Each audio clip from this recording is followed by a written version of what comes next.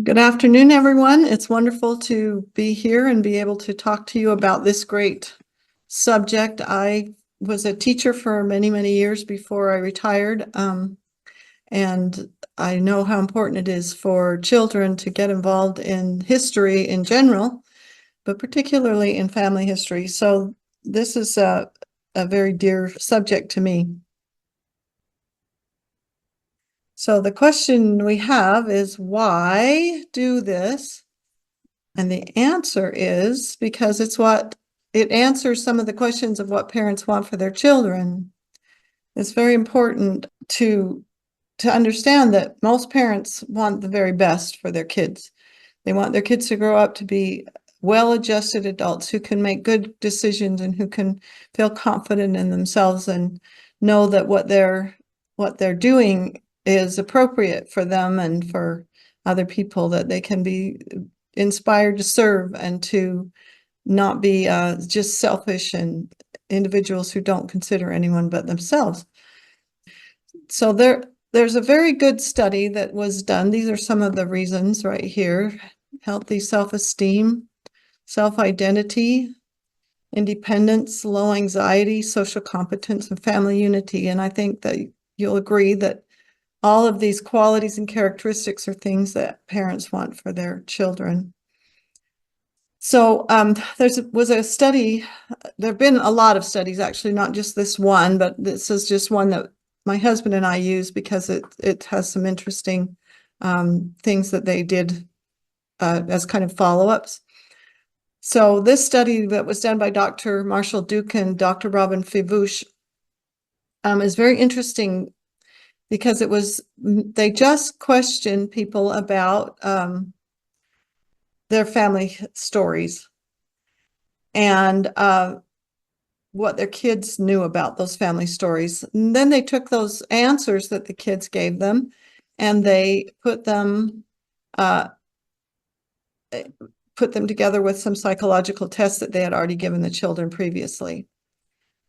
So they found in the study that children who knew their family stories to some extent had higher levels of self-esteem, which is interesting because you wouldn't think that necessarily had to do with their own personal identity, but they had higher levels of self-esteem. They had a stronger sense of control over their own lives, that they could make decisions and figure things out. They had lower anxiety, which is a very interesting thing in today's world because so many people are growing up with just super anxious feelings all the time. It seems like our society is just engendering anxiety, and especially in children. These children also had fewer behavioral problems, and they had better family functioning. So there's some very good things that seem to have come out of kids understanding their families and where their families came from. So we've formulated some goals that go along with this study to help the kids to learn these kinds of things. So some goals that you might consider in your own family or helping other people with is to teach children who they are and who their forebears are. Help them with their family history by showing them these people's names and where they lived and what they did, what different kinds of challenges they faced and how they overcame them, who their ancestors were. And they don't have to be very far away. These can be grandparents. They can be great-grandparents. You don't have to go back super far to be able to find, in fact, the closer you are in certain ways, the better it is, because they may be even people they know. So it can actually not just even be like long ago ancestors, although it's kind of fun to tell your grandkids about, for example, my great-great-great-grandfather who fought at Waterloo. That was a really fun thing for me to tell my grandkids. So it can be far away, it can be closer. But you don't want to just teach the children about their forebears' troubles and problems. You want to teach them about their successes, and you want to teach them about how they faced life, but also how they enjoyed life. So you can also teach them cultural things. It doesn't just have to be specific things about an individual. So if you go to that person's page, for example, on FamilySearch, and you find that they lived, for example, in Lancaster, or Lancashire, in that area, that find out about if they were miners or if they did weaving or what kinds of things they could have expected in their daily life. So make it more historical as well as family history. The second thing we think is important, this is my husband and I, by the way, are to pass along family expectations and generational ideals. Know what your family expects of you and what you expect of your children. Pass those things along. What ideals did your grandparents, your great-grandparents, what did they embody for you that helped you in your life? And teach those things to your children. Pass along family faith traditions. This is actually really important. People are finding more and more in studies that are being done that children who grow up with some type of faith tradition, again, have stronger personal identity and have a stronger ability to be able to face their problems. And so in order to do that, you need to teach your child how to face adverse situations. And you can often do that by giving them examples from your life or from the lives of your parents or your grandparents or other ancestors. If they see that you could face decisions and make strong choices that were very helpful to your family, then they can do the same thing for themselves. And then the last one is to provide a foundation to build a strong, healthy personal identity. And we talk a lot about identity in this day and age and personal identity. It seems like so many people, particularly children, are building their identities on things that you as a parent may not necessarily agree with or want your child to be identified with. So this type of learning and teaching and helping and incorporating into their lives historical people that they should know and love, even if they don't know them personally, it can actually help them to build that healthy personal identity that's built on things that you know are important and can give them strength. So how do you do that? The key here really is to involve everybody in your family to do it, not just one child at a time, although you can do it individually, of course, but make sure that the whole family has some part in your family history. And you can do that by setting aside a specific family time every week or every month or whenever, not necessarily just for family history, but for activities and fun with your family, to get together. Dinner time, they found in this study that they did that dinner time actually was the most important time for this type of sharing, because everybody's there and you're just talking in a nice informal setting. So you're not like trying to teach anybody anything. You're just having a great discussion and telling stories. Another way you can do it is just whenever it comes up. So incorporate activities and discussions in family time. Make it spontaneous. Whenever it seems appropriate, you can talk to your kids about your past, about your family's past, and about your childhood and other things that have happened to you. So how do you involve all the members, get all your family members into it? First is FamilySearch. FamilySearch is, in my mind, the best tool that there is available for family history in general. It's just got so many wonderful features that will help you to do your own family history, to do your genealogy, which in a kind of a way is a little bit separate from family history, and as well to make your own personal family secure and happy and unified. One of the ways you can do that on FamilySearch is to go to the profiles of your ancestors and challenge your teens to post their own memories of those people in FamilySearch, their grandparents, for example, or their parents. Challenge them. Say, what memories do you have of your grandma that you would like to put into FamilySearch that other people might enjoy reading about? Learning how to post memories is really easy, especially for teenagers. They can do it on their phones. It's extremely easy to do. Some of us older people, maybe it takes a little bit longer, but kids can do it really fast. Even the littlest kids, my 6 and 7-year-old grandkids love to go into FamilySearch and do things in FamilySearch under my supervision. So it's a great way to do that. Another is to encourage memory talks. What do you remember about your first Christmas? Talking to your children, and then you tell them what you remember about your first Christmas.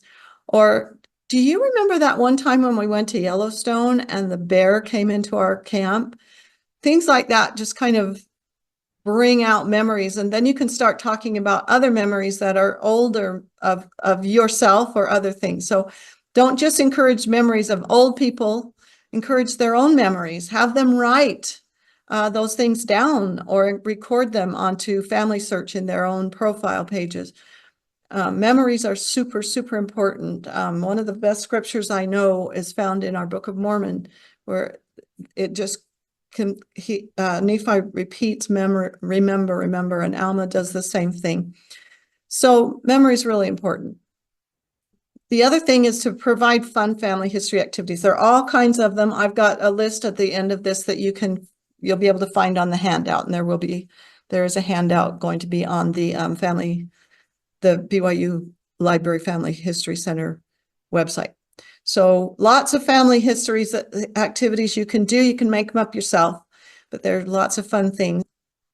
Have your family members ask questions of older people in your family, aunts, uncles, grandparents, and have them record those answers. Either record them on their telephones and then post them, or record them on their phones, put them in the computer, or however they can, or just write them down by hand. Writing by hand, actually, as a teacher, I can say, when you write something out with your hands, it actually puts it in your head much better than if you just read it or just hear it in your mind. Another thing is to teach specific religious principles from your family's faith traditions. Even if your family is not necessarily active in a religion, you still have faith traditions of some kind or another. I'm quite sure most people do. And so those kinds of things are important for kids to learn.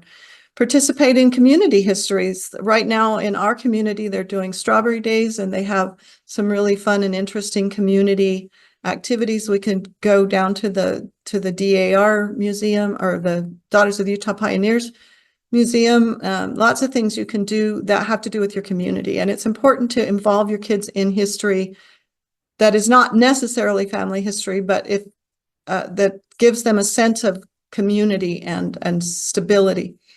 Another thing you can do is have a family motto, and put it on a little banner or flag somewhere in your house so that they can see it. Do your DNA and discuss those findings. You'll be surprised at what you'll find about your own ancestry, and sharing that with your children can be very helpful. It can teach them that they are part of a global existence and not just a little drop in a bucket, that they're part of millions of people all over the world. And then, just try to keep your family history top of mind, keep it right there, and just pull it out whenever it seems like it's appropriate time. So for this type of thing, these are actually goals that will be like things to do kind of goals. Okay. So enable and encourage each young person in your family, if you're a consultant of some kind, the young people that you deal with, enable and encourage each young person to have at least one family history experience each week. So that's something to keep as a goal to do. A second, ask, do you know questions spontaneously and regularly? Do you know about where your great-grandfather worked? Just things like that. Do you know? Write and share your own personal histories. This is very important. My parents both wrote beautiful personal histories that have been, since they passed away, just a joy to me to be able to go back and read again and to share with my grandchildren and my children. And share the histories of your ancestors as often as is appropriate. So those are to-do type goals. These are the do you know types of questions you're going to answer or ask that your children can say no, and then you can tell them about. So these are by Dr. Marshall Duke and Dr. Ruben Fevush. And these are the types of things. I'm not going to read through all of these. These will be on the handout, but do you know how your parents met? Do you know where your mother grew up? Do you know where your father grew up, and so on? If you don't know the answers to these, you might want to find them out yourself, and so that you can pass them on. And that's where your family history comes in to play, doesn't it? So there's all kinds of questions. These are just 20 examples of the kinds of do you know questions that you can ask. And you can, of course, make up your own, and just every once in a while, just say, do you know? And then ask a question.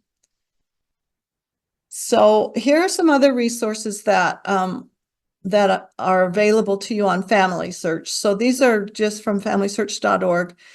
The FamilySearch, of course, has Family Tree, which is a global family tree. It's supposed to, by the time we get done with it, hopefully have every human being who ever lived on the earth, and involve every human being that lives on the earth right now. And so it's huge. It's got millions and millions of people on it, and some of them are bound to be your family.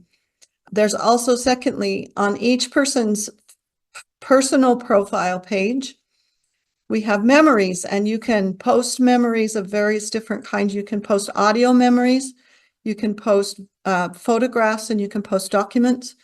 You can actually write stories and post them in there as well. So they're really, really fantastic. I would really suggest that you get to know the memories sections of your ancestors' pages. And if there's nothing on them, try to find whatever you can, or come up with them in your mind. Remember things yourself that you can put in there. They have a section called Get Involved. This has volunteer work you can do for FamilySearch, doing fun record things like indexing and things like that. There's another one called Family Photo Sharing that you can do with your family. There's one called Family Activities that has a lot of different fun games and ideas of what you can do with your kids. Learning resources as well, how to do family history and how to figure out how to involve people in family history. They have research guidance, which again, if you want to find out exactly where you came from, sometimes you do have to do a little genealogy research. There's DNA education so that you can learn how to use your DNA and what it means.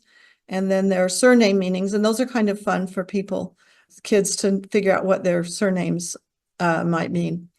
So these are links. If you Google the link, it'll come up with the right actual link. So these are just the link titles. But if you Google those link titles, they'll come up with the actual link in FamilySearch. So the first one is Involve Children and Youth in Family History. This is an article in the Research Wiki that has a lot of information, more information than I can give you today, about involving children and youth. Family history activities for youth 12 to however old. This again is another article that gives you some links and ideas of what to do. And then the last one is family history activities for youth. Again, that's a FamilySearch Research Wiki article. So I would suggest looking up those. They will give you some more ideas. And then this particular page here, it is a bunch of links from other places that I've found over the course of the last few years as we've been doing this. Ancestor Games has some fun. This is from the fhtl.org. They've got some really fun things.